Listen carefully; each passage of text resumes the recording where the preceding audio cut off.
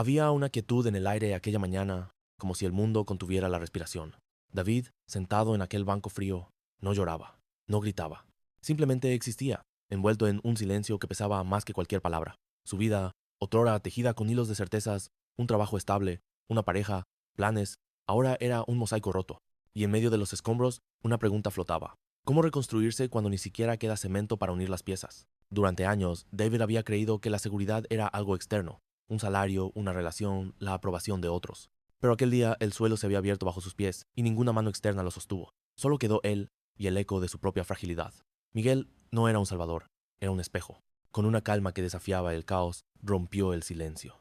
La mayor prisión no son las rejas, David, sino la dependencia que creamos hacia lo que nunca nos perteneció. Sus palabras, suaves pero incisivas, perforaron el aire como un relámpago en la niebla.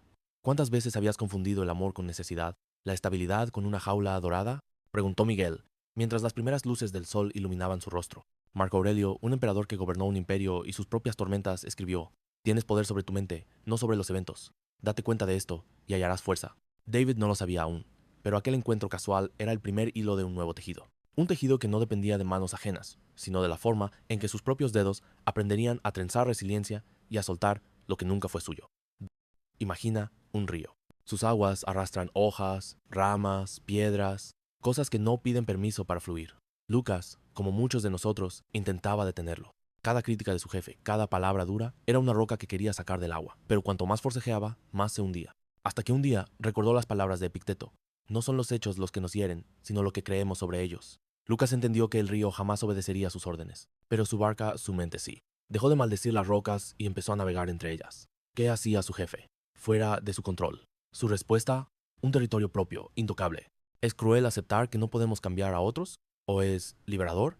Ana, atrapada en la decepción de un amigo ausente, lo descubrió. Al soltar la exigencia de que él cambiara, recuperó su tiempo. Pedro, bombardeado por noticias caóticas, apagó el ruido y encontró silencio para pensar. El estoicismo no nos enseña a ser fríos, sino a ser libres. Como el barquero que no maldice el río, pero elige dónde remar. ¿Y tú? ¿Gastas energía en domar aguas ajenas o navegas las tuyas?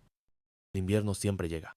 A Carla le enseñaron que el frío era algo que debía evitar, hasta que entendió que sentirlo era la única forma de no congelarse por dentro. Tras la ruptura, cada recuerdo era como una ráfaga de viento cortante. Pero Marco Aurelio, desde el pasado, le susurró: lo que está en el camino se convierte en el camino. Y así, Carla dejó de huir y empezó a caminar. El dolor, como el hierro al rojo, nos moldea o nos quema. Carla eligió lo primero. El fuego prueba el oro. La adversidad al fuerte, decía Séneca. Cada lágrima, cada noche en vela, eran martillazos que no buscaban destruirla, sino reforzarla.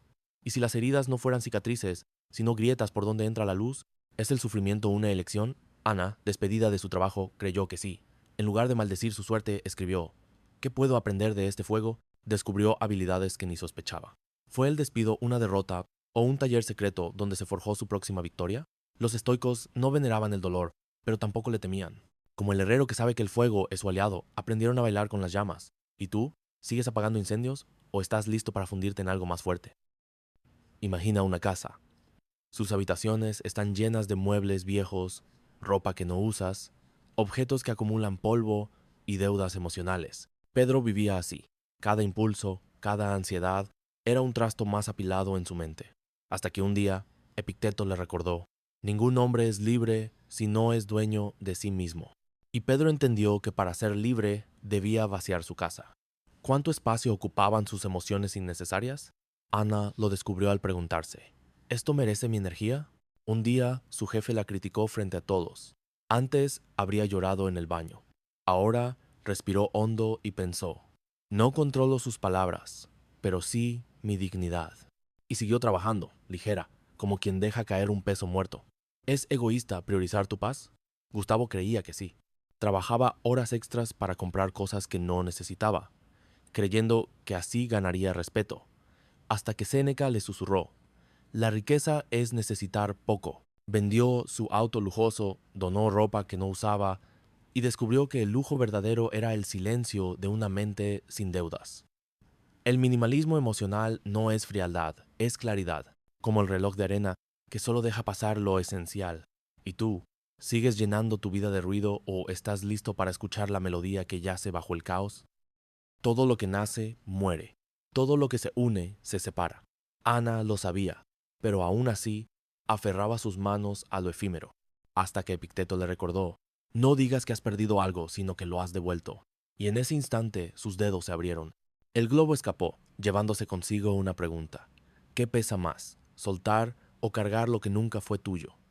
Carlos acumulaba objetos como si fueran salvavidas: autos, relojes, aplausos, hasta que un día Séneca le susurró: la felicidad no está en poseer, sino en necesitar poco. Vendió lo innecesario, donó lo que sobraba y descubrió que el vacío no era un agujero, sino un espacio para respirar. ¿Es el desapego una traición al amor? Juan creyó que sí, hasta que una frase de Marco Aurelio lo confrontó: ama como si un día tuvieras que perder. Aprendió a amar sin clavar raíces en los demás, porque sabía que incluso los árboles más fuertes dejan caer sus hojas para crecer. La impermanencia no es una maldición, es el ritmo natural de la vida, como las olas que besan la arena y se retiran, dejando solo huellas que el mar borrará. ¿Y tú? ¿Sigues construyendo castillos en la orilla o estás listo para bailar con la marea? Te imagina un reloj de arena. Sus granos caen sin pausa, pero tú sigues viviendo como si el tiempo fuera infinito. Carlos lo hacía. Posponía sueños, callaba opiniones, disfrazaba su esencia, hasta que Marco Aurelio lo confrontó desde las páginas de un libro. Puedes dejar esta vida en cualquier momento, que eso decida lo que haces y dices. Y entonces, el reloj de su vida dejó de ser un adorno para convertirse en un maestro. Ana, atrapada en la ansiedad de las opiniones ajenas, entendió que la muerte no es una amenaza, es una aliada. Si murieras mañana, ¿seguirías preocupándote por lo que piensan? Le susurró Epicteto, y Ana por primera vez vistió su verdad como armadura, no para luchar, sino para vivir. ¿Es morboso reflexionar sobre la muerte? Mariana creyó que sí, hasta que un día, al escribir su propio obituario, descubrió que no había mencionado su trabajo, su coche, solo fue auténtica. ¿Qué diría el tuyo? ¿Una lista de logros o un poema sobre cómo viviste? El memento mori no es un recordatorio de fin, es un despertador para el ahora, como la vela que, al consumirse, ilumina más intensamente. ¿Sigues postergando tu vida por miedo a la muerte? ¿O estás listo para encender cada día como si fuera la última llama?